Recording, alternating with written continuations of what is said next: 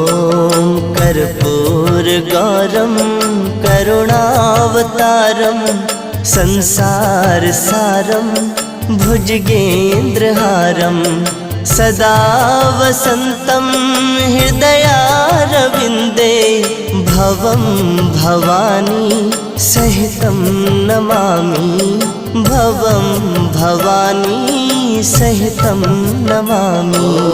कर्पूरगौरं करुणावतारं संसार